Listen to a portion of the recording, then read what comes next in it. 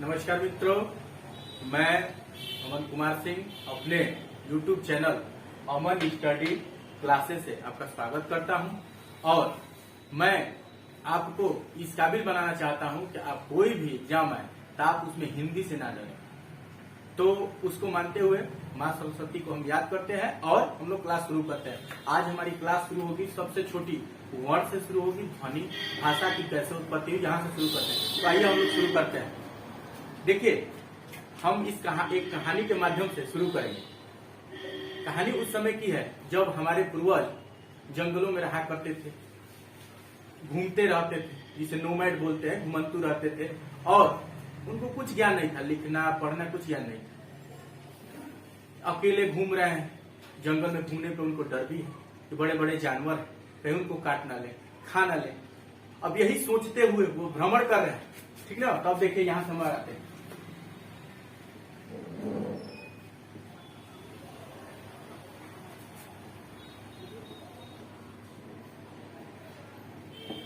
अब जो है एक आदमी क्या कर रहा है कि भ्रमण कर रहा है, जंगल में घूम रहा है चारों तरफ। अब उसको डर लग रहा है कि भाई जंगल में हम अकेले हैं, कोई जानवर खा भी सकता है।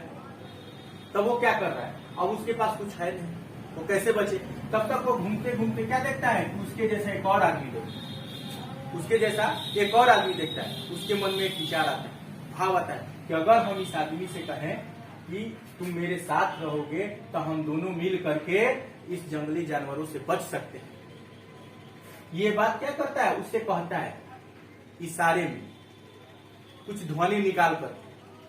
अब ये जो कहा, ये आदमी क्या करता है, उसकी बातों को सुनता है, समझता है और वो प्रतिक्रिया देता है ध्वनि के माध्यम से कि हम दोनों क्या रहेंगे, साथ साथ रहेंगे और एक दूसरे का हेल्प करेंगे ताकि एक दूसरे की मदद कर सकें। इन दोनों ने क्या किया, अपनी भाव और विचारों को इसको प्रदान किया और इसने अपनी भाव और विचारों को इसको प्रदान किया।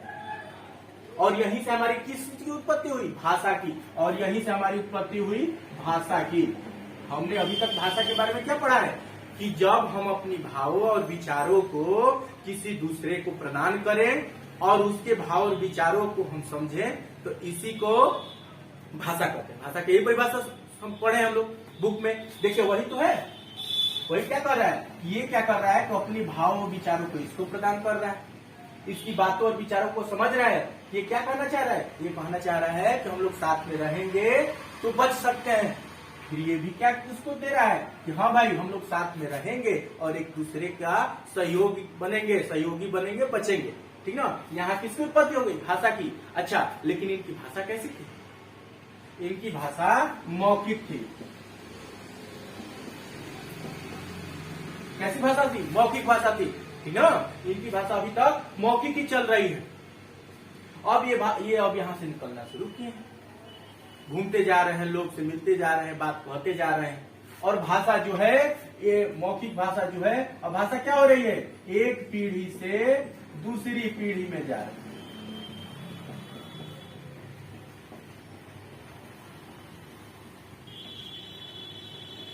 दूसरी पीढ़ी में जा रही है, लेकिन किस रूप में, मौखिक रूप में। अब आप सुनिए, आप कहीं जाइए, कोई आपसे बात कहे लंबा चौड़ा, अब उस बात को आप घर आके कहिए तो उसमें आपसे कुछ छूट जाएगा और कुछ अपना जोड़ देंगे और जो बताया उसका कुछ छूट जाएगा।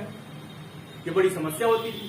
तब इनको क्या हुआ, लिखने की जरूरत पड़ी। क्या चीज की, अब इन्हें लिखने की जरूरत हुई भैया, कि ऐसा हो कि हम लोग जो बात लिख दें वो हमेशा के लिए हो। लेकिन लिखने के लिए हमें क्या चाहिए, ध्वनि कुछ चाहिए ना, चिन्ह चाहिए ना, कुछ तो था नहीं इनके पास। अब सुनिए, बड़ी समस्या आई। भाई ये लोग बोल तो रहे थे कि कमल, आम, नयन, राम, श्याम सब बोल रहे हैं, ये जंगल है, ये शेर है, सब बोल रहे हैं, लेकिन कैसे लिखा जाता है इनको पता नहीं। अब ये लिखे कैसे, बड़ी समस्या आ गई। अब समस्या आ गई तो अब यहां से देखिए क्या होता है। अब इन्होंने लिखना का शुरू किया, आरंभ। तो अब लिखेंगे, अब हमें लिखने की जरूरत है। लिखने के लिए हमें क्या चाहिए, कुछ चिन्ह चाहिए। तब हमने क्या किया, कुछ चिन्ह बनाया,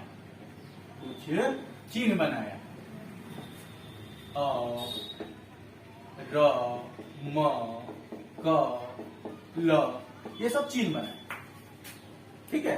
ये चिन्ह क्या है, हम जो बोलते थे ध्वनि, भाई हमको तो इतने से बात हो पाएगी, हमें बहुत सी बातें कहना था कि जंगल में शेर है, हमको उससे बचना है, हम लोग साथ रहेंगे, तो क्या इतने से हो पाएगा? नहीं। अब इन ध्वनियों को हमने मिलाया, अब इन चिन्हों को, ध्वनियों को मिलाया, अब हमने इनको मिला लिया। अब मिला लिया भैया, तो हमने क्या किया? कमल, इनको मिलाया, कमल हो गया। ठीक है, अब हमने क्या किया? मिलाया, चिन्हों को मिलाया,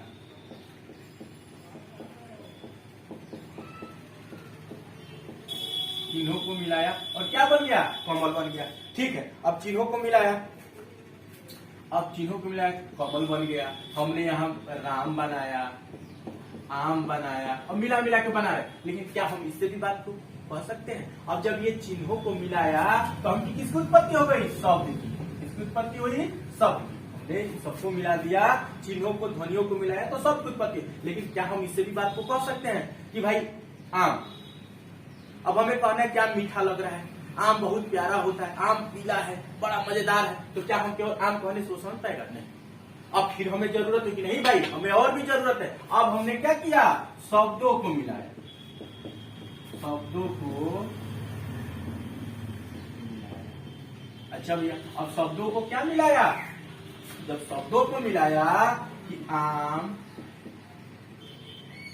मीठा लगता है। अच्छा जी, ठीक। अब जब हम शब्दों को मिलाया तो हमारी किसकी उत्पत्ति हो गई? वाक्य। किसकी उत्पत्ति हो गई? वाक्य की उत्पत्ति हो गई। हमने शब्दों को मिलाया तो वाक्य बन गया। ठीक है, अब सुनिए, आम मीठा लगता है, लेकिन इससे भी हमारी बात नहीं हो रही है।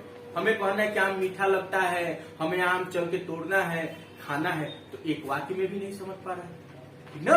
अब हम क्या कर रहे हैं? अब दूसरी वाक्य भी ले लीजिए, कमल तालाब में खिलता है। अब हमने तो कह दिया कमल तालाब में खिलता है, लेकिन हमें और भी बताना है। कमल तालाब में खिलता है, इस कलर का होता है और बहुत सुंदर लगता है, प्यारा लगता है देखने में, हमें देखना चाहिए, चलो तालाब में दिखाएं। लेकिन एक वाक्य में तो नहीं पारा। फिर हमने क्या किया? वाक्यों को जोड़ा, वाक्यों को मिलाया। ठीक है, वाक्यों को जब मिलाया तो हमारा, वाक्यों को जब मिलाया तो हमारा क्या मिल गया? भाषा। जब हम वाक्यों को मिलाया कि कमल तालाब में खिलता है, हमें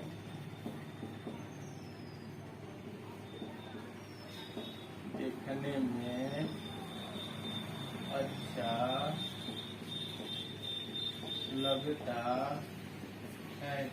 अब देखिए, जब हमने वाक्यों को मिलाया तो हमारी क्या बन गई? एक भाषा बन गई। और जब भाषा बन गई तो हम भाषा से अनेक बातें कह सकते हैं, अपनी सभी भावों को व्यक्त कर सकते हैं, सभी विचारों को व्यक्त कर सकते हैं, जो कहना है वो बोल सकते हैं और जो वो बोल रहा है हमको सुन सकते हैं। तो हमें किसी की जरूरत हुई?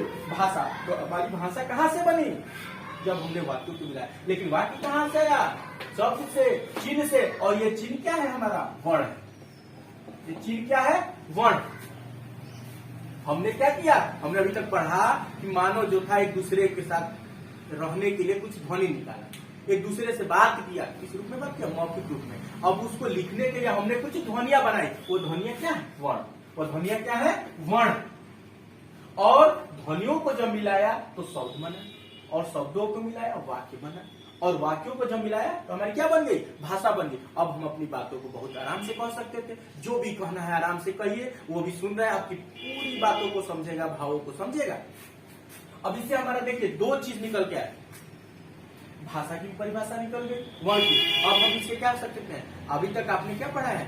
किताबों में पढ़ा है कि भाषा की सबसे छोटी इकाई वर्ण होती है। चलिए अब आगे चलते हैं। नहीं, हम क्या करें? आपने खुद देखा, यहाँ पे हमने क्या परिभाषा निकला कि जो ध्वनि होती है, छोटी छोटी ध्वनियां होती है, उन्हीं को वर्ण। एक परिभाषा हो गया। दूसरी परिभाषा, अब देखिए, हमने वर्ण बनाया, शब्द बनाया, वाक्य बनाया, भाषा बनाया।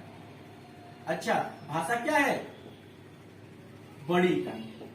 बड़ी इकाई है, क्योंकि हम अपनी बातों को सभी कह सकते हैं कि बड़ी इकाई हो गई। अच्छा, और सबसे छोटी इकाई क्या है? वर्ण। वर्ण क्या है? हमारी छोटी इकाई, छोटी इकाई। अब अर्थात ये हमारे क्या है? ईंट है।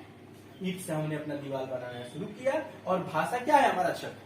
भाषा हमने ऊपर से छत डाल दिया, तो हमारी परिभाषा भी यहीं से लिख लीजिए। आपने जो अभी तक परिभाषा पढ़ा है, देखिए आपने कितनी आसानी से परिभाषा निकाल दिया। क्या निकाला? कि भाषा की सबसे छोटी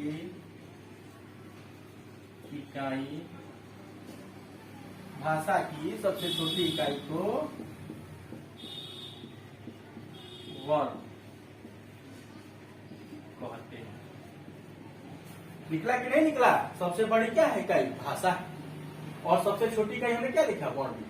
तो निकली कि नहीं निकली? कि भाषा की सबसे छोटी इकाई को क्या कहते हैं? वर्ण कहते हैं। चलिए अब मिटा रहे हैं।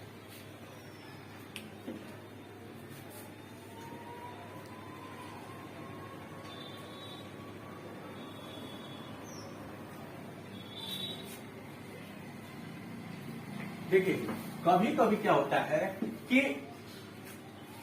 वर्ण कुछ देता है, कोई शब्द दे देगा, इसमें वर्ण कितने हैं, बहुत गलती हो जाती है। लोगों को समझ में आता है कि भाई कितने वर्ण क्या है। तो चलिए अब इसको एकदम कहानी के माध्यम से समझेंगे, एकदम प्यार से समझेंगे, कोई भी पॉइंट नहीं छूटेगा। कोई भी भर्ती हो, आप पुलिस की भर्ती हो, आर्मी जीडी हो, या टेट हो, सीटेट हो, या सुपर टेट हो, जिसमें ग्रामर पूछेगा, व्याकरण पूछेगा, आपसे एक भी पॉइंट नहीं छूटेगा। आज आपको हम वर्ण स्वर पढ़ा देंगे, अगले दिन आपका व्यंजन होगा, और उसके अगले दिन हम इन दोनों से मिलाकर 50 क्वेश्चन की प्रैक्टिस दे देंगे। तो आइए हम लोग बढ़ते हैं। हमने क्या लिख दिया? आइए लिखते हैं। कमल एक पुष्प है, यह तालाब में है।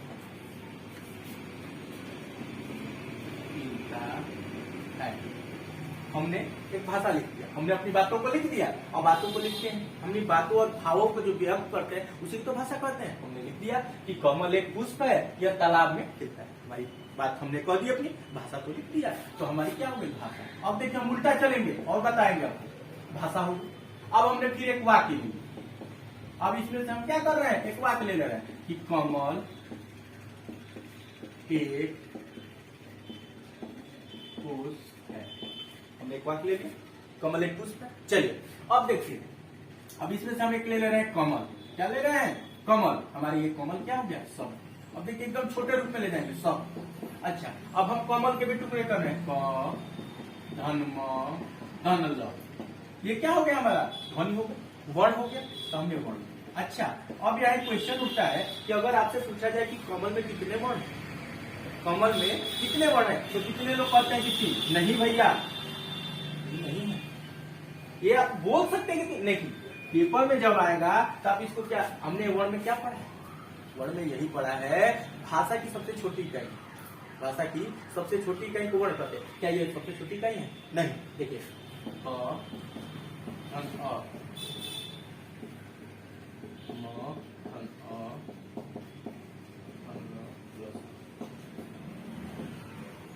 अब आपसे कोई पूछे कि कमल में कितने वर्ण हैं, तो आप काउंट कीजिए 1 2 3 4 5 6।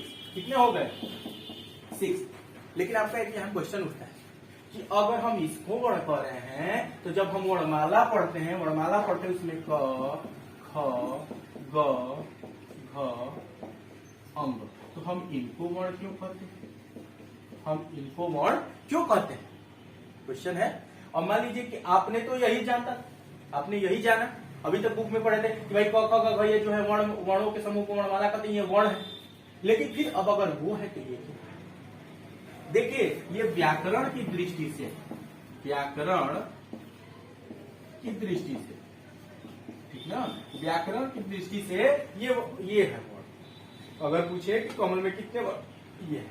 आपको पता है कि जो भी व्यंजन बनता है उसमें स्वर मिला होता है, क अ म अ, म लास्ट में आ रहा है, ल आ रहा है, तो ये वर्ण। भाषा की सबसे छोटी इकाई होगी। अब ये क्या है, तो भैया पढ़ने और पढ़ाने के लिए, पढ़ने पढ़ाने के लिए, पढ़ने पढ़ाने के लिए, पढ़ने पढ़ाने के लिए, देखिए पढ़ने पढ़ाने के लिए हम ये यूज करते हैं। क्यों? क्योंकि अगर हम इस तरह पढ़े कमल प अ प बड़ा हो जाएगा, अ म अ अन अ ज अ जा त अ, कितना बड़ा हो जाएगा। हम पढ़ाते रह जाएंगे, जो 3 घंटा पढ़ाना 13 घंटा में होगा। तो इसलिए हम क्या करते हैं, पढ़ने और पढ़ाने के लिए इसे यूज करते हैं। लेकिन अगर पूछे, कोई वाक्य दे दे, कोई शब्द दे दे और पूछे कि बताइए इसमें कितने वर्ड हैं, तो आपको ऐसे ही करना है। समझ आया? इसका स्क्रीनशॉट ले लीजिए, स्क्रीनशॉट ले लीजिए, फिर हम इसको मिटाएं। चलिए अब हम इसको इरेज करते हैं।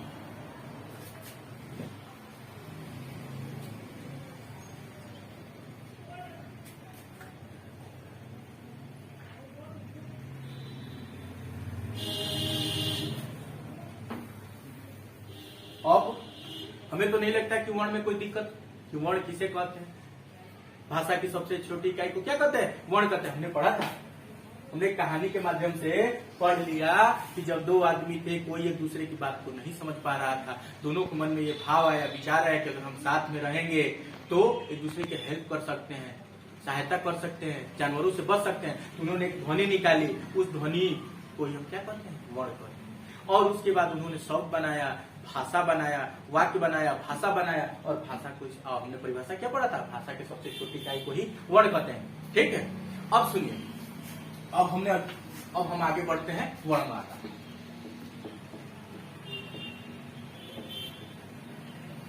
क्या पढ़ते हैं, वर्णमाला। अब वर्णमाला किसे कहते हैं, वर्णों के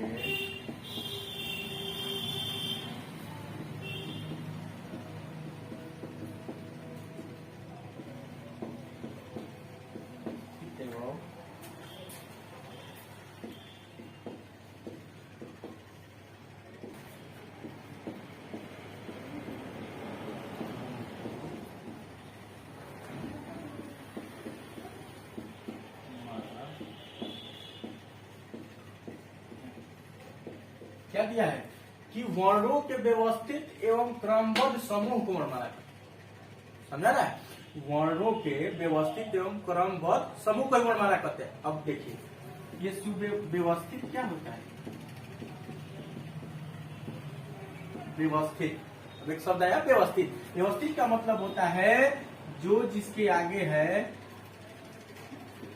जैसे क, हमने यहाँ घ रख दिया, तो घ के आगे क्या होना चाहिए, ग होना चाहिए। इसके आगे क्या होना चाहिए, ख होना चाहिए। घ के बाद क्या होना चाहिए, अंग। ये हमारा क्या है, व्यवस्थित। समझा ना? व्यवस्थित है कि भाई किसके बाद किसका क्रम होना चाहिए। अब देखिए, अब एक और समझ लीजिए भाई, व्यवस्थित क्या होता है। भाई हमको पहले पढ़ना है स्वर। अगर ये बताइए कि स्वर नहीं पढ़ेंगे तो व्यंजन किसे समझ में आएगा। हमने बोला क, अब लास्ट में अ आ रहा है, आपने पूछ लिया कि अ होता क्या है, आपको पता नहीं। तो व्यवस्थित का मतलब यही होता है कि स्वर, उसके बाद हम पढ़ेंगे व्यंजन, उसके बाद पढ़ेंगे स्पर्श व्यंजन। मतलब कि जब तक हमको स्वर की जानकारी नहीं, व्यंजन नहीं जानेंगे। अब व्यंजन की जानकारी नहीं होगी तो स्पर्श व्यंजन क्या होता है, उच्छिष्ट व्यंजन क्या होता है, उसमें व्यंजन क्या होता है, आपको कैसे पता चलेगा। तो आपको पहले ये क्रम, समझा रहा है, ये व्यवस्थित भाई इस क्रम में होना चाहिए। इसी को व्यवस्थित क्रम बोलते हैं कि भाई एक के बाद एक को चलना चाहिए। अब मान लीजिए कि हम ग लिखते हैं, भाई ग के पहले क्या आता है, ये क्रमबद्ध। अब अगर हम पूछे कि ये क्रमबद्ध क्या होता है भैया, तो ग के पहले हमको क्या आता है, ख, और ग के बाद क्या आता है, घ। ये हमारा क्रमबद्ध। जब तक हमारा ग के पहले क्या आता है, ग के बाद क्या आता है, ये जानना होगा कि ख के पहले क्या आता है, क। यही हमारा क्या है, क्रमबद्ध, माने क्रम से चलना। व्यवस्थित क्या है भैया, कि पहले हमको स्वर पढ़ना होगा, फिर व्यंजन पढ़ना होगा, फिर स्पर्श व्यंजन, तभी जाकर समझ में आएगा। चलिए इसका अगर स्क्रीनशॉट लेना हो तो ले लीजिए। चलिए इसको मिटाते हैं।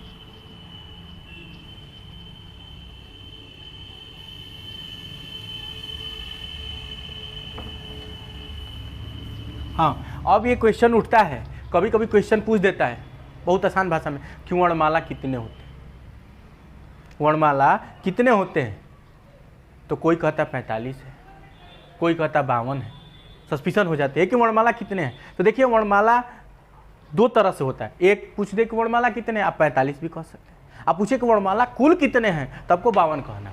कैसे होता है, अब देखिए उच्चारण के आधार पर अगर कहा जाए तो हिंदी में ऐसे लिखिए कि हिंदी में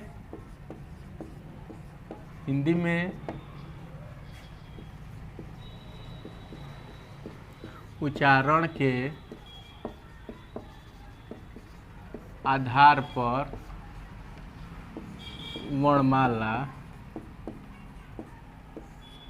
वर्णमाला कितने होते हैं, तो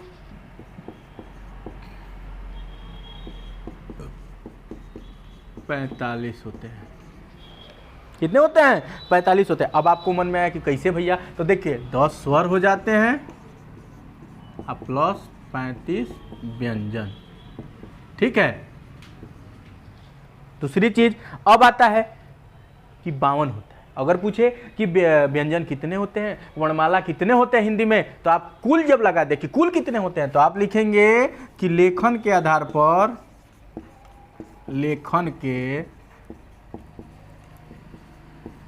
पर वर्णमाला 52 होते हैं। अब आपको लग रहा है कि कैसे होता है भाई, 45 ही दिख रहा था, अभी हम 52 कहाँ से लाए। तो आपको घबराना नहीं है, बिल्कुल हम लिखवाएंगे, ठीक है। इसको आप देख लीजिए, देख लिए कि हिंदी में उच्चारण के आधार पर कितने वर्णमाला हो गए, 45, जिसमें क्या है 10 स्वर है और 35 व्यंजन है। अब सुनिए, इसमें भाई 52 हो रहा है तो 13 आपके स्वर हो जाएंगे, ठीक है, 13 स्वर हो जाएंगे।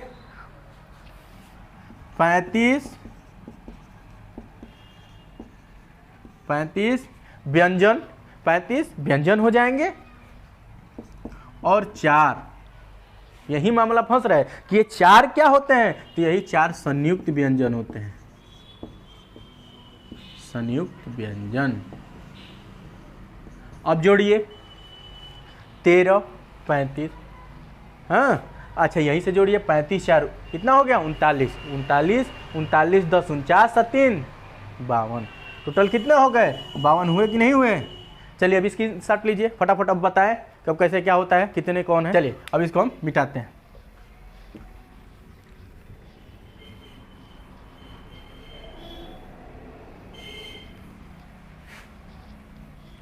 देखिए ये जो है क्लास थोड़ा सा बड़ा होगा, क्योंकि ये सी टेट हो, यूपी टेट हो या सुपर टेट हो, ये क्राइटेरिया बहुत इंपॉर्टेंट रखता है। वर्णमाला में से, वर्ण में से, स्वर में से, व्यंजन में से बहुत ज़्यादा पूछता है, बहुत ज़्यादा क्वेश्चन पुटअप करता है। इसमें बहुत ज़्यादा स्कोर भी करने का मौका भी मिलता है और बहुत आसान होता है। अगर आप आसानी से ध्यान से देखेंगे तो बहुत अच्छा पेपर करेंगे आप। यूपी टेट हो, सी टेट हो, सुपर टेट हो या सी टेट हो या पुलिस की हो, जीडी हो, कुछ भी हो, इससे बहुत ज़्यादा क्वेश्चन पूछता है। छोटा छोटा क्वेश्चन पूछेगा, लोगों को समझ में नहीं आता है, लोग कहते हैं कहाँ से पूछ दिया। देखिए अब आपने क्या पढ़ा कि कुल व्यंजन कितने होते हैं, कुल वर्णमाला में वर्ण कितने होते हैं, तो आपने पढ़ा 52। कितना पढ़ा 52। अब देखिए कैसे, स्वर अ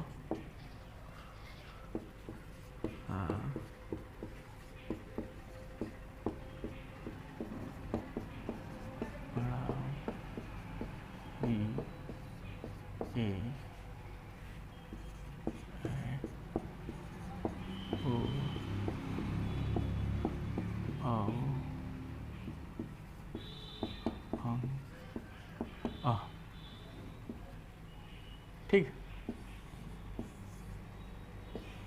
देखिए अब इसको काउंट किया जाए, ये हमारा स्वर है 1 2 3 4 5 6 7 8 9 10 11 12 13, टोटल कितने हो गए 13।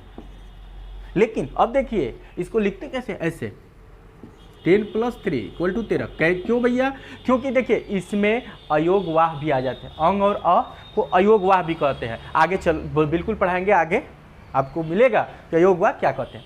ये री है, ठीक ना, ये 3 जुड़ जाते हैं, और केवल ऐसे पूछे कि स्वर कितने, तो 10 आप बताए थे। ये 3 जब कुल आता है तो जुड़ जाता है तो 13 हो जाता है। अब व्यंजन का देखिए, व्यंजन, ठीक ना। अब व्यंजन में देखिए क, ख, ग, घ, अंग, च, छ, ज, झ, ञ, ट, ठ, ड, ढ, अण, त, थ, द, ध, न।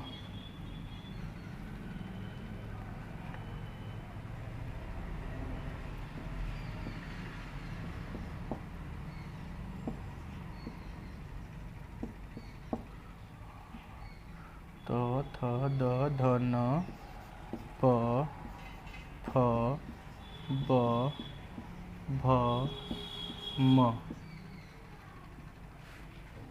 ठीक है। अब देखिए प, फ, ब, भ, म। अब यहां लिखते हैं य, र, ल, व, तालाबी स, मूर्धनी स, दांती स, ह। अब देखिए इसको पहले काउंट कर लिया जाए, इसको काउंट किया जाए कितना है, तो 1 2 3 4 5 6 7 8 9 10 11 12 13 14 15 16 17 18 19 20 21 22 23 24 25 26 27 28 29 30 31 32 33 34 35 कितना हो गया 35। अच्छा अब आपको ये क्वेश्चन हो कि ये दो क्या है, तो देखो इनको बोलते हैं उच्छिप्त, उच्छिप्त व्यंजन, ठीक ना। इसको अलग से बनाया गया है पढ़ने के लिए, अलग से बनाया उच्छिप्त व्यंजन। दो यहाँ कौन कौन है भैया, ठीक है, ये भी दो जुड़ जाते हैं। 35 ये हो गए, कितने हो गए 35 ये हो गए। अच्छा 35 ये हो गए, आपने 13 ये पढ़ लिया। और संयुक्त व्यंजन तो भी छूट गया। संयुक्त व्यंजन क्या क्या होते हैं, कछ, तर, ज्ञ, स्र। अब अभी आगे पढ़ाएंगे ये संयुक्त व्यंजन, जब व्यंजन पढ़ाएंगे तो उसमें बताएंगे कि ये किससे मिलके बनते हैं ये चारों व्यंजन। तो अब ये हो गए हमारे 4।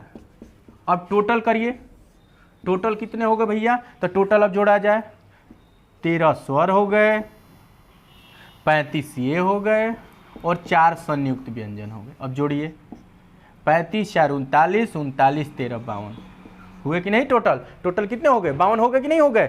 चलिए इसका स्क्रीनशॉट ले लीजिए, फिर मिटाएं, ले लिए स्क्रीनशॉट। चलिए अब इसको इरेज करते हैं। हाँ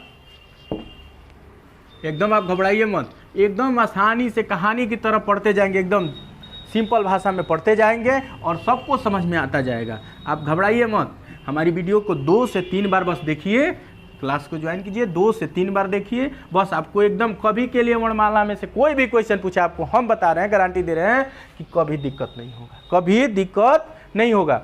ठीक है, अब आपने क्या पढ़ा, वर्ण पढ़ लिया, वर्ण से वर्णमाला पढ़ लिया। अब भाई वर्णमाला के भेद भी तो होंगे, कितने प्रकार के। अब देखिए हम यहाँ पढ़ते हैं वर्ण के, वर्णमाला के भेद, वर्णमाला के भेद कितने होते हैं, आपने पढ़ा है वर्णमाला के भेद 2 होते हैं। कौन कौन, स्वर, व्यंजन।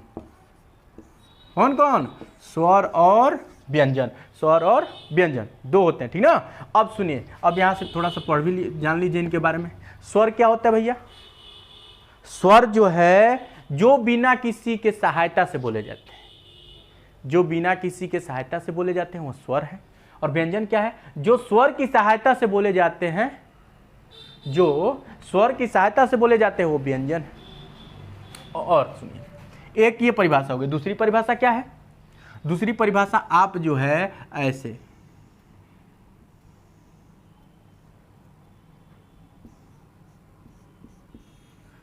थोड़ा सा हमको ड्राइंग कम आता है, ठीक ना। ये हमारा मुंह हो गया, या चलिए ऐसे ही बता दे रहे हैं, छोड़िए।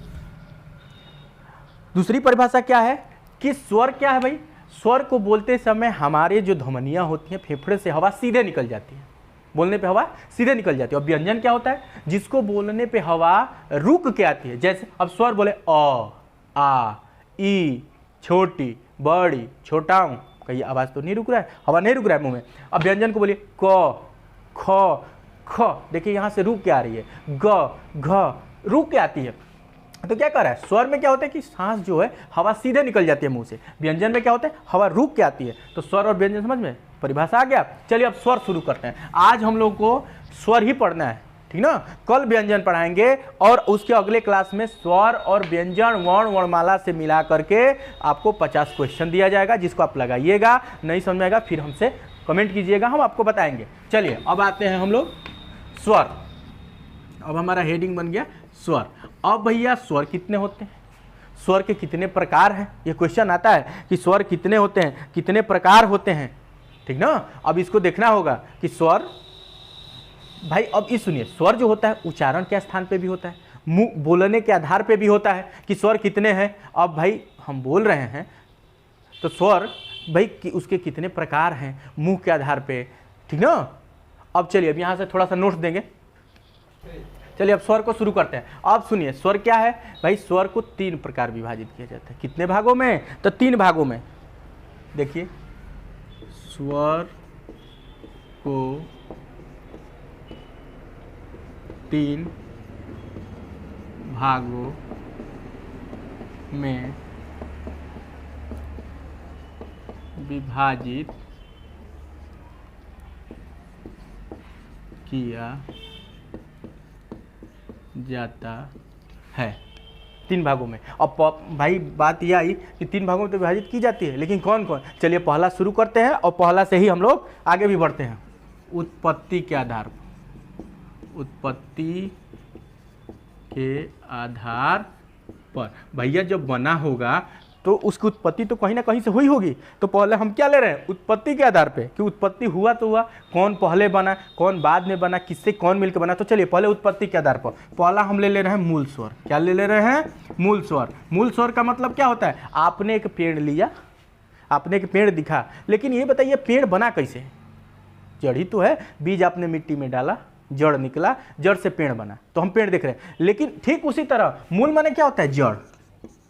मूल माने क्या होता है, जड़। अर्थात जो स्वर पहले बने, इसका क्या लिखेंगे कि जो स्वर पहले बने, भैया जो स्वर पहले बने उसको क्या कहते हैं, मूल स्वर। अब ये कौन कौन होते हैं, तो चलिए लिख लीजिए,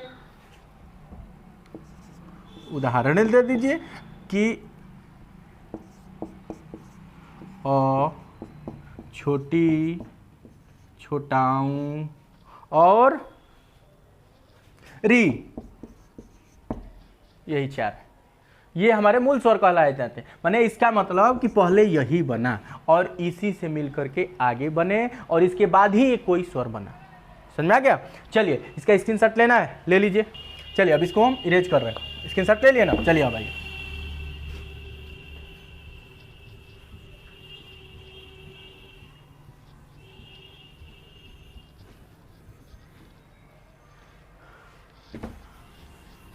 हाँ जी, अगर आपको समझ में आ रहा होगा तो शेयर जरूर कीजिएगा, सब्सक्राइब जरूर कीजिएगा। और ऐसा ना हो कि आप पढ़ लें और आपका मित्र ही छूट जाए और उसका क्वालिफाई ना हो पाए, तो उसको दिक्कत होगा, वो आपको दोष देगा, आपको भी बुरा लगेगा कि भाई हमने अगर बता दिया होता, वो हिंदी में क्वालिफाई हो जाता तो आज वो भी नौकरी कर रहा होता। तो इसलिए इसको शेयर, ज़्यादा से ज़्यादा शेयर कीजिए, सब्सक्राइब कीजिए, ताकि हमारी भी हौसला बुलंद हो। और देखिए इसको ढूंढेंगे कहाँ, तो आपको यूट्यूब पे जाके क्या करना है, अमन स्टडी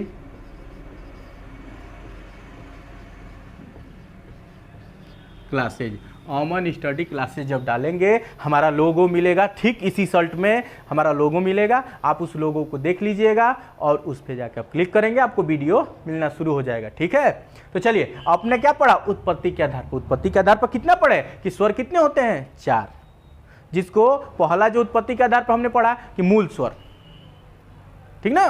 तो मूल स्वर कितने होते हैं आपने पढ़ा, 4।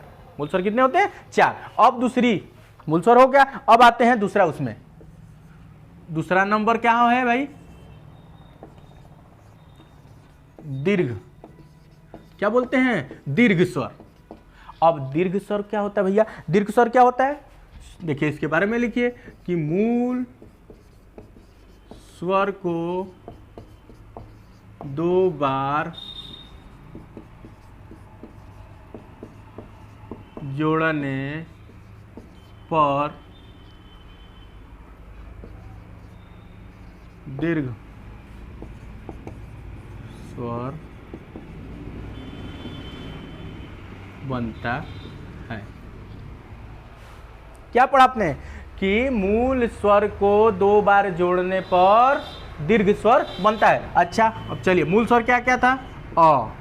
अब अ में अ जोड़िए, आ हो गया, दीर्घ हुआ। चलिए छोटी ही था, इसमें छोटी फिर जोड़िए, क्या हो गया? बड़ी। अब क्या था? छोटाऊ, फिर छोटाऊ में छोटाऊ जोड़िए, क्या हो जाएगा? बड़ाऊ, दीर्घ हुआ। चलिए अब एक था छोटा री को जोड़िए, छोटे री में छोटे री को जोड़ेंगे, क्या होगा? बड़ा री। तो आप हमारा 4 क्या हो गए? दीर्घ स्वर हो गए। आपने क्या पढ़ा कि मूल स्वर कितने होते हैं? 4। दीर्घ स्वर कितने हो गए? 4। ठीक ना? अब इसको इरेज करते हैं। चलिए अब देखिए तीसरा हमारा आ गया भाई 3 भागों में बांटा था। तीसरा क्या है भाई? तीसरा होता है संयुक्त। क्या होता है? संयुक्त स्वर। ठीक है, अभी हम क्या पढ़ रहे हैं कि जो है हमने पढ़ा कि स्वर को 3 प्रकार में विभाजित किया गया है। पहला प्रकार क्या था? उत्पत्ति के आधार पर। उत्पत्ति के आधार पर हमने क्या पढ़ा? अभी तक पढ़ा उत्पत्ति के आधार पर कि मूल स्वर जो 4 होते हैं। ठीक है, मूल स्वर कितने होते हैं? 4 होते हैं, जो पहले बना। उसके बाद हमने क्या पढ़ा? दीर्घ स्वर, जो मूल स्वरों को जोड़ने पे बनता है दीर्घ स्वर। ठीक है, अब हम आ गए संयुक्त स्वर पर। अब संयुक्त स्वर क्या होते हैं भैया? अब संयुक्त स्वर देखिए, अब हम लिखेंगे कि जब अलग अलग स्वरों, अलग अलग स्वरों को जोड़ा जाता है। ठीक है, चलिए इतने पे। हाँ, जब अलग अलग स्वरों को हम क्या होता है? जोड़ा जाता है तो संयुक्त स्वर बनता है। अब कैसे भैया? तो देखिए अ और ई जोड़िए, अ और ई क्या हो जाएंगे? ए। हुए कि नहीं हुए? अ और ई जोड़ दिए तो क्या हो गया? ए। और अगर इसी को फिर ले लीजिए, अ और ए को जोड़ दीजिए, क्या हो जाएगा? अ में ए को जोड़ेंगे, ए हो जाएगा। हो गया। चलिए अब तीसरा लेते हैं, अ उ। अ और उ को जोड़ेंगे, क्या होगा? तो आपका ओ हो जाएगा। क्या होगा? ओ। अच्छा, अब फिर ले लीजिए, अ और ओ को जोड़िए, आओ। हो गया। तो अब देखिए ये भी कितने होते हैं? ये भी संख्या में कितने हो गए? 4 भैया।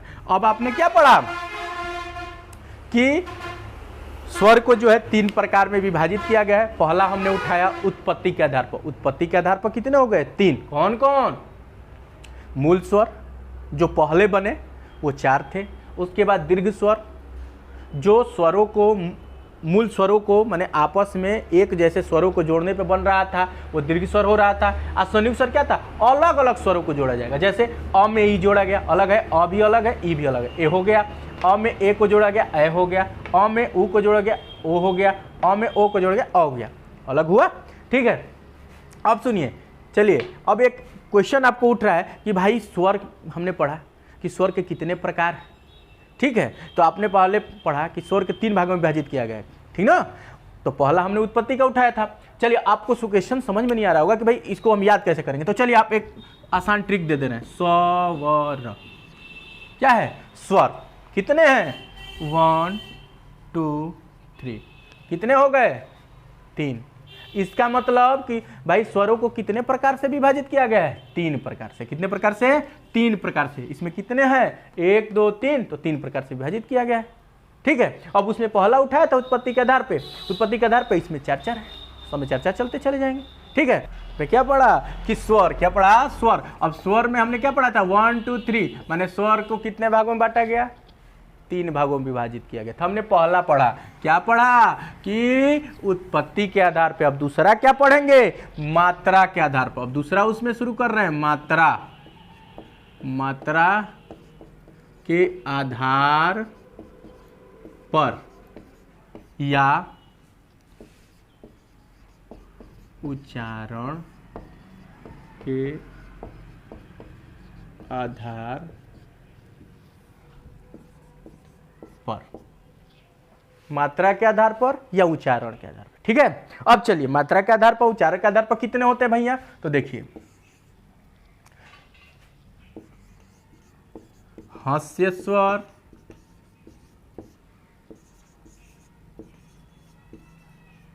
दीर्घ स्वर, हास्य स्वर, दीर्घ स्वर और प्लूत। देखिए प्लूत जो है UP TET, C TET, super TET का बहुत बढ़िया क्राइटेरिया है, इसमें बहुत ज्यादा क्वेश्चन पूछता है, इसको ध्यान से देखिएगा। प्लूत स्वर। चलिए अब हास्य स्वर क्या होता है भाई, हास्य स्वर उसको कहते हैं जिसको बोलने में कम समय लगे, या जिसको बोल आसानी से बोले कम समय लगे। और दीर्घ स्वर हास्य स्वर से ज्यादा समय लगता है, प्लूत स्वर इन दोनों से ज्यादा समय लगता है। और एक और ले लीजिए, इसमें एक मात्रा होता है, इसमें कितना होता है, एक मात्रा, इसमें 2 मात्रा, इसमें 3 मात्रा, ये पहचान है। ठीक है। अब सुनिए, आइए पहले हम प्लूत को उठा ले रहे हैं। ठीक है, प्लूत को ही उठा ले रहे हैं। तो ये बताइए कि प्लूत कितने होते हैं, क्वेश्चन पूछता है कि प्लूत स्वर कितने होते हैं, या पूछ दिया दीर्घ स्वर कितने होते हैं, हास्य स्वर कितने होते हैं। तो चलिए हम क्या उठा लें, पहले हम उठा ले रहे हैं हास्य स्वर। हास्य स्वर कौन है भाई, जिसको बोलने में कम समय लगे, अ।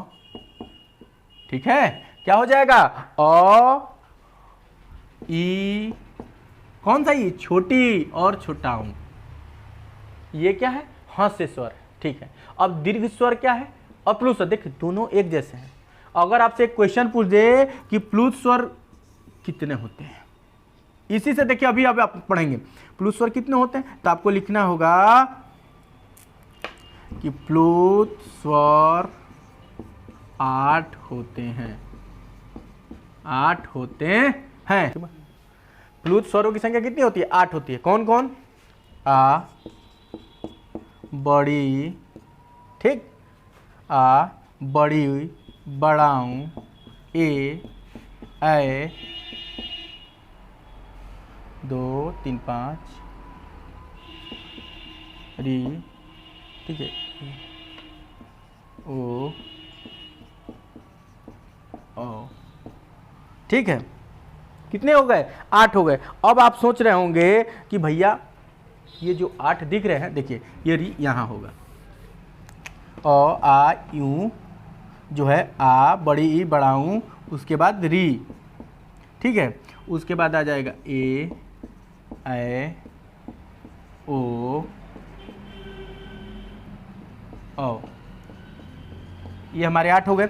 लेकिन ये देखिए ये भी अब आपके मन में आया होगा कि तो दीर्घ भी है भाई, बड़ा आ, बड़ी, बड़ाऊं, री, ए, ये तो दीर्घ भी है। तो देखिए इसमें जब इसके पीछे क्या लग जाए, 3 लग जाए, कितने लग जाए, 3।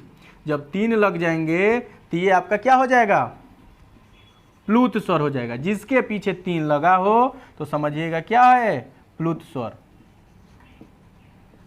ठीक, यही इसकी पहचान है कि जिसके पीछे 3 लगा हो प्लुत स्वर है। और दीर्घ स्वर में क्या होता है, यही रहेंगे, आ, बड़ी, बड़ा, री, ए, ओ, ठीक है। ये भी 8 होते हैं, लेकिन इसमें क्या पहचान है कि इसमें 3 लगा होगा, ठीक ना। इसमें हमेशा पहचान यही है कि 3 लगा होगा। इसमें हास्य स्वर क्या होता है, जिसको बोलने में कम समय लगे, या एक मात्रा पहचान लीजिए, अ, ई, उ, अर्थात अ, छोटी ई, छोटा ऊ, ठीक ना। दीर्घ स्वर में क्या होता है, इसमें 2 मात्रा लगा होता है और ये बड़े होते हैं, ठीक ना। अच्छा, प्लुत क्या होता है, प्लुत जो है वो भी 8 ही होता है, ठीक ना, लेकिन उसका पहचान क्या है कि पीछे 3 लगा होगा, समझा गया। जैसे अब आप ले लीजिए ओम, ठीक ना। अब इसका एक और भी बात है, इसको बोलने में कम समय लगता है, इसको बोलने में उससे ज़्यादा समय लगता है। इसको बोलेंगे तो कंपन होता है, ओम ओम, कंपन हो रहा है कि नहीं हो रहा है, तो यही ओम, समझ में आ रहा है। चलिए इसको भी रेज करते हैं। हाँ,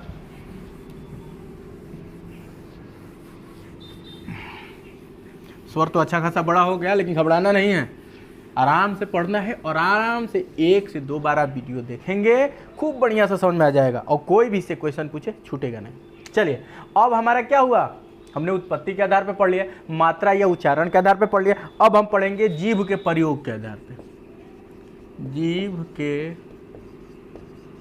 प्रयोग के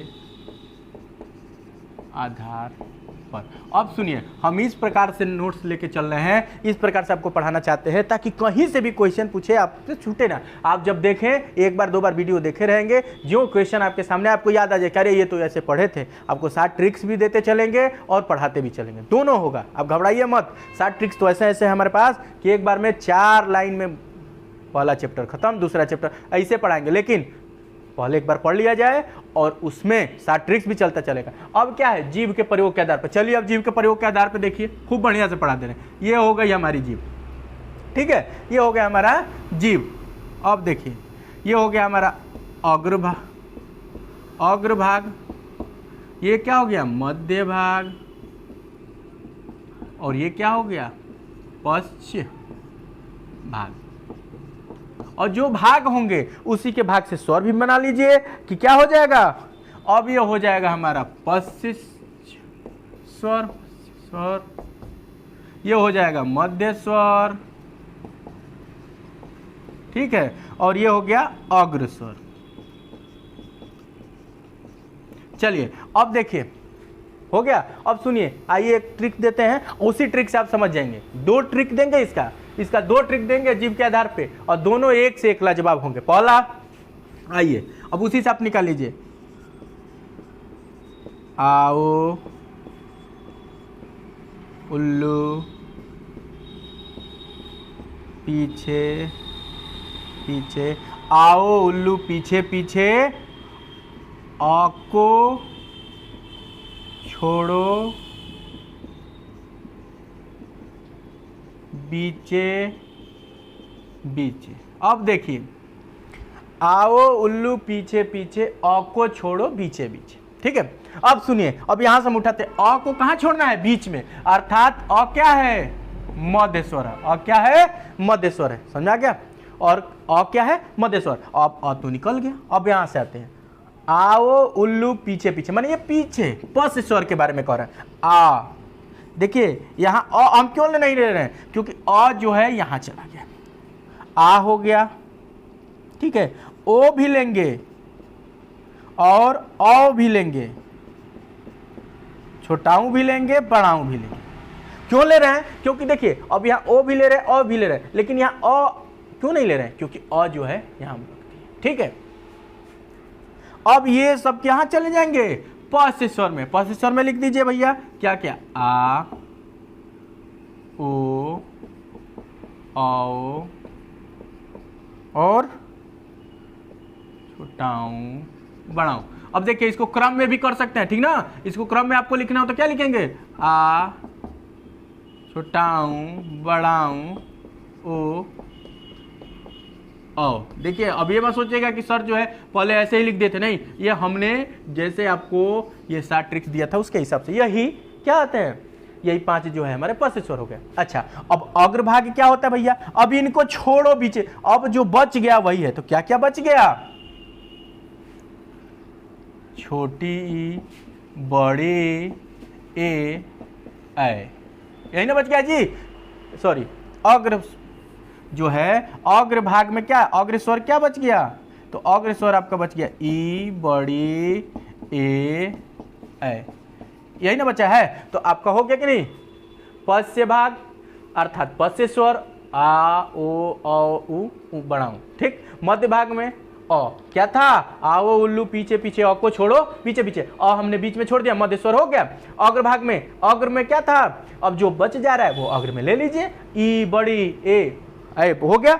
चलिए इसको नोट कर लिए, स्क्रीनशॉट लीजिए, एक दूसरा ट्रिक बताएंगे। चलिए स्क्रीनशॉट ले लिए, चलिए अब आगे बढ़ते हैं। इसी का एक और ट्रिक ले लीजिए। लीजिए भैया, जब ट्रिक ही लेना है तो लीजिए, और आसान आसान ट्रिक लेते चलिए।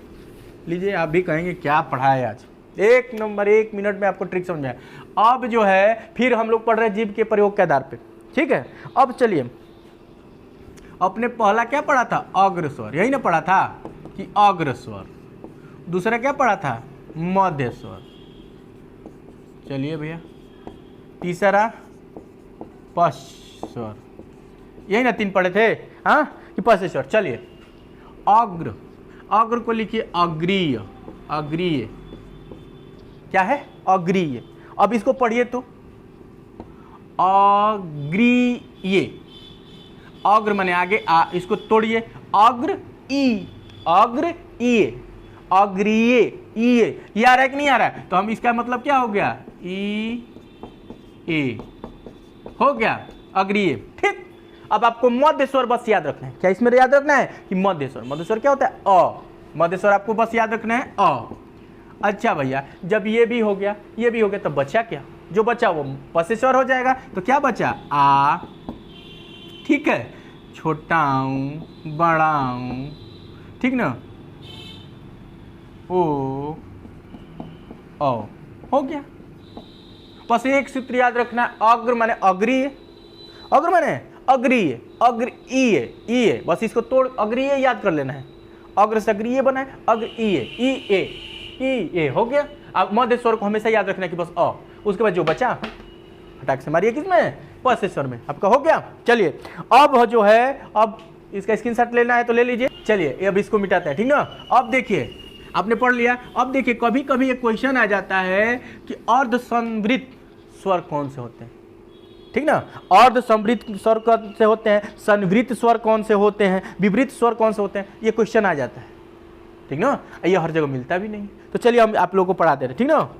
मुख द्वार, एक और बना लीजिए कि मुख द्वार, ठीक ना। मुख द्वार अर्थात कोष्ठ में लिख लीजिए मुख बीवर, बीवर माने होता है खुलना, ठीक ना। मुख बीवर, क्या, मुख बीवर के आधार पर, मुख बीवर के, दिखाई दे रहा है ना, मुख बीवर के आधार पर। अब क्या भैया, मुख बीवर के आधार पर अब क्या लिखेंगे, पहला लिख लिया हमने संवृत, देखो संवृत स्वर। अब ये क्या होता है, ठीक है, वृत्त माने तो वृत्त होता है, ठीक ना, वृत्त माने वृत्त।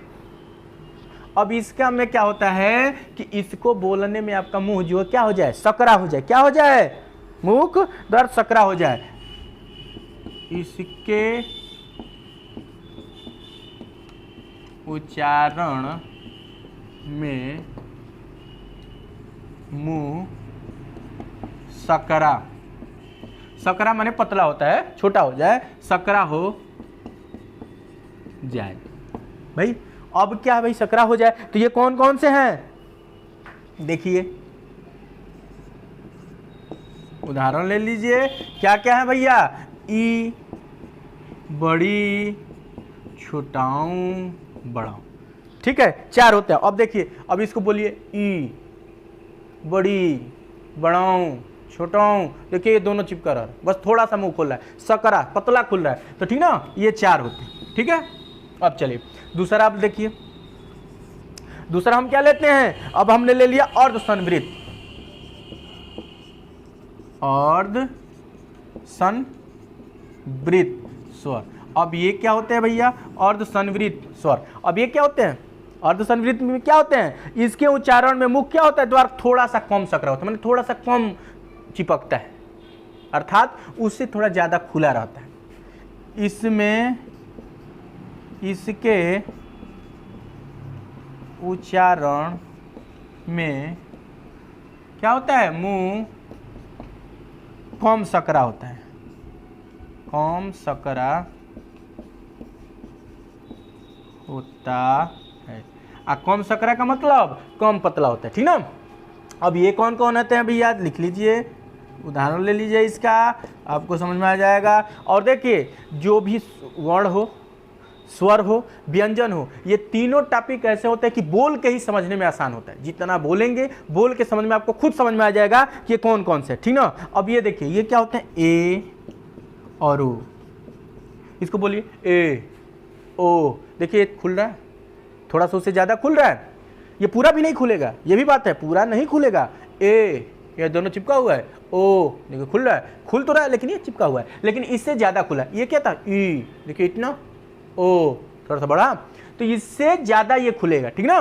ठीक है, अब 3 नंबर नीचे का दिखाई दे रहा है, चलिए नीचे का दिखाई नहीं दे रहा है, आप इसका स्क्रीनशॉट लेना चाहेंगे तो ले लीजिए, फटाफट ले लीजिए, फटाफट लीजिए।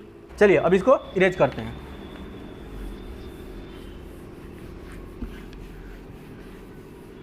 अब तीसरा क्या है भैया, तो विपरीत, विपरीत स्वर। तीसरा हो गया विपरीत। अब विपरीत क्या होता है भैया, विपरीत स्वर के उच्चारण में मुख द्वार क्या होता है, विपरीत स्वर के उच्चारण में मुख द्वार पूरा खुला रहता है, ठीक ना। इसके उच्चारण में मुख पूरा खुला रहता है। अब भैया इसके उच्चारण मुख क्या होता है, पूरा खुला रहता है, तो बताइए वो कौन सा है। तो आप बोलिए आ, ये क्या है। अब इसका उदाहरण हम क्या ले लें, क्या हम आ ले सकते हैं, आ ले सकते हैं, आ ले सकते हैं। जो लोग नहीं बोलते आ चिल्लाते हैं, तो ये दोनों क्या है, विपरीत स्वर, ठीक है। तो आपने क्या क्या पढ़ लिया कि उत्पत्ति के आधार पर स्वर पढ़ लिया, ठीक है। कि उत्पत्ति के आधार पर स्वर कौन कौन है, मूल स्वर, दीर्घ स्वर और कौन, मूल स्वर, दीर्घ स्वर और संयुक्त स्वर पढ़ लिया, ठीक। दूसरा हमने पढ़ा उच्चारण के आधार पर, उच्चारण के आधार पर कौन, हस्त स्वर, दीर्घ स्वर, प्लुत स्वर। उसके बाद हमने क्या पढ़ लिया, जीभ के आधार, जीभ के आधार पर भी पढ़ा कि नहीं पढ़ा, तो जीभ के आधार पर भी पढ़ लिया था अग्र स्वर, पश्च स्वर, मध्य स्वर, तीनों पढ़ लिया। अब एक और मुख द्वार खुलने के आधार पर भी हमने पढ़ लिया, संवृत, विपरीत, अर्धविपरीत। देखिए ये बहुत कहीं कहीं पूछ देता है और लोग इसको पढ़े नहीं रहते, ये हर जगह मिलता भी नहीं है, लोग कहते हैं कहाँ से आ गया, ये है। अब इसको ध्यान से देखिए, हमारी वीडियो को 3-4 बार बस देख लीजिए, आपको कोई भी क्वेश्चन कहीं से आए नहीं छूटेगा, ठीक है। चलिए अब इसको हम इरेज करते हैं, ठीक है। अब देखिए, अब हम लोग एक क्वेश्चन लेते, एक और कभी कभी पूछ देता है, अयोगवा, अयोगवा, अयोगवा, अयोगवा किसे कहते हैं, अयोगवा कितने होते हैं, तो याद रखिए अयोगवा 2 होते हैं, कौन कौन, अंग और अह, अंग और अह। अब अंग और अह क्या होते हैं, देखो अनुस्वार और अनुस्वर, ठीक ना, अनुस्वार और अनुस्वर 2 होता है, अनुस्वार और अनुस्वर, उसी के आधार पे अंग और अह कहते हैं। कहे तो लिखवा दे, चलिए अनुस्वर। भैया अनुस्वर क्या होता है, भैया क्वेश्चन आता है कि अनुस्वर क्या होता है। स्वर के बाद बोले जाने, स्वर के बाद बोले जाने वाला, बोले जाने वाला हलंत, ठीक ना, बोले जाने वाला हलंत, जिसको क्या बोलते हैं, ऐसे अंग। इसको ऐसे ले लीजिए कि समझ में आएगा कि ये क्या है, इसको इंडिकेट कर दिए, ठीक ना, इसको कोई जरूरी नहीं है, ठीक ना, हलंत, समझ में आ गया। या अर्ध ध्वनि, अर्ध ध्वनि, अर्ध ध्वनि भी लेते हैं, ठीक ना, अर्ध ध्वनि अनुस्वार कहलाता है, अनुस्वार कहलाता है, ठीक है। अब देखिए इसका उदाहरण लेंगे तब और बढ़िया से समझ में आएगा। अब इसका उदाहरण ले लीजिए, इसका उदाहरण क्या क्या हो जाएगा, तब इसका उदाहरण लीजिए, प्रपंच, क्या होगा, प्रपंच, क्या हो गया, प्रपंच,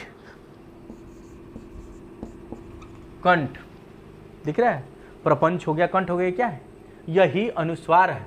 और इसी को अगर पूछे अनुस्वार कौन है तो आप अंग कहेंगे, क्या कहेंगे, अंग कहेंगे। अगर क्वेश्चन पूछे कि अनुस्वार बताइए तो अनुस्वार अंग लिख देंगे। अयोगवा कितने होते हैं तो 2 लिखेंगे, ठीक ना।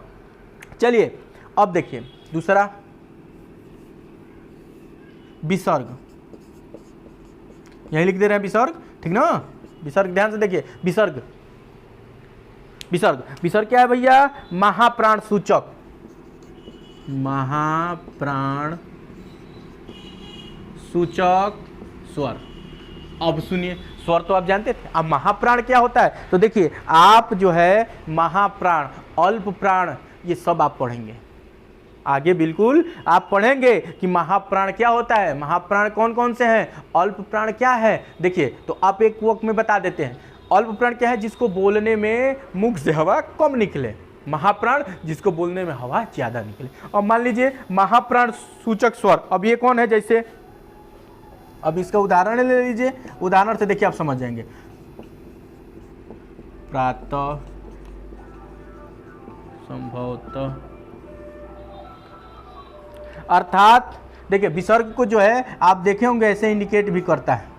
देखिए महाप्राण सूचक अर्थात जिसको बोलने में हवा ज्यादा निकले, जैसे प्रातः हवा निकल रहा है कि नहीं, संभवतः हवा निकल रहा है ना, अर्थात इसको बोलने में ज्यादा हवा निकलता है। ठीक है, चलिए अब इसका स्क्रीनशॉट ले लीजिए और आपका योग अयोग वाह भी खत्म हो गया, और इसी के साथ हम क्या कर रहे हैं, स्वर भी हमारा खत्म हो गया। ठीक, कि कल जो है फिर इसका एक अगला वीडियो देंगे व्यंजन।